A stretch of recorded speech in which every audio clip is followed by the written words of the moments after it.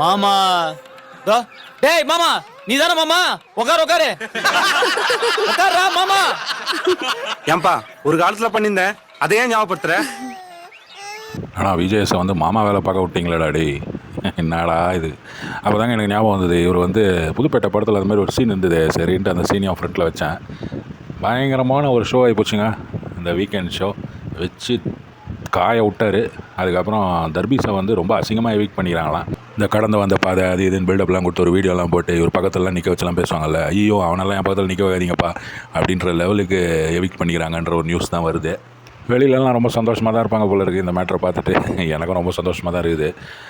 வக்ரம் விக்ரம் அப்படின்னு கலாய்ச்சதும் சரி, இந்த பார்வை வந்து அந்த டைம்லேயே அவர் சொல்லியிருக்கேன், உனக்கு வெளியில் என்ன தெரியுமாம்மா பேர். பார்வை என்ன சொல்கிறான்னா அதான் பார்வதி. அவர் சொல்கிறா வக்ரம் விக்ரம்ன்றது வந்து நல்ல ரைமிங்காக இருந்தது சார் அப்படின்றது அவர் சொல்கிறா. வெளியில் வந்து அவளுக்கு பாய்சன் பார்வதி, பாம்பு பார்வதி, பால்டாயில் பார்வதி அப்படின்லாம் பேர் இருக்குல்ல, அதெல்லாம் எடுத்து விட்ருக்கணும். பயங்கரமாக கிளாப்ஸ் வந்திருக்கோம். அவருடைய தகுதிக்கு அந்த மாதிரிலாம் பேச வேணான்ட்டு விட்டார் போல இருக்குது. சப்போர்ட் பண்ணாரோ அப்ப விஜய் சேது நினைச்சு நம்ம விக்ரம் சப்போர்ட் பண்ணா பாரு நம்மள சொல்லிட்டாங்களே. அப்படியே கேமரா ஒட்டப்பட்ட லேபிள், இப்படி ஆளுக்கு ஒரு லேபிள் அப்படியே ஏச்சி தடவை ஒருத்தர் நெத்திலையும் ஒரு லேபிள் ஒட்டிட வேண்டியது அப்படின்ற மாதிரியும் கலாய்ச்சார். எப்படியும் அந்த ஷோவுடைய அந்த ஒரு ப்ரைடை வந்து மீட் எடுத்துட்டாங்க, பவருன்றதை வந்து ரீகெயின் பண்ணிட்டாங்க. நல்ல விதமாக போய் நிற்குது இப்போ. யாருக்கு வக்கரம், யாரு வக்கரம், அதுல உங்க பார்வையில வக்கரம் இருக்கு. ஆனால் திவாகரை வந்து இப்படி ராஜாவெல்லாம் ஆக்கி இவ்வளோ உயரத்தில் தூக்கி கீழே போட்டு உடச்சது தாங்க மேட்ரு. அதுதான் வந்து ஹைலைட்டு. ஒரு 2-3 வாரத்துக்கு நின்று பேசணும்னு வைங்க இந்த பண்ணப்பட்ட இந்த செயல்கள்லாம். அவனெல்லாம் எடுத்தவனை ஒதுங்கினாங்க. என்னுடைய ஒரே பாயிண்ட் அதுதான், அவனை எதுக்குடா எடுத்தீங்க அந்த இது ஷோக்குள்ளே.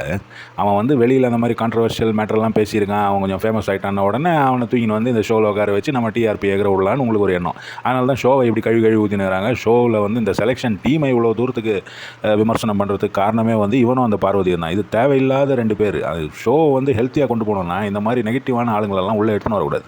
இப்போ வெளியே வந்த நேரத்துலங்க, வெளியே வந்த உடனே போட்டான் வீடியோ. அந்த வீடியோலேருந்து ஒரு 2 டைலாக் மட்டும் நான் போடுறேன், கேளுங்க. மக்கள் செல்வாக்கு இருக்கு, ஓகேங்களா. சூரியனை நம்ம கை வச்சு மறக்கவே முடியாது. வந்து நான் ஒரு பிசியோதெரபி மருத்துவர், டாக்டர். விஷுவலாக வந்து இவனுடைய பிக்சரையோ இல்லை வீடியோவையோ ரெக்கார்ட் பண்ணக்கூடிய ஒரு விஷயத்தை இவன் தொட்டான்னா இவனை அரெஸ்ட் பண்ணி உள்ளே வச்சிருவோன்ற ஒரு ரூல் வந்தால் தாங்க இவன் நிறுத்துவான்.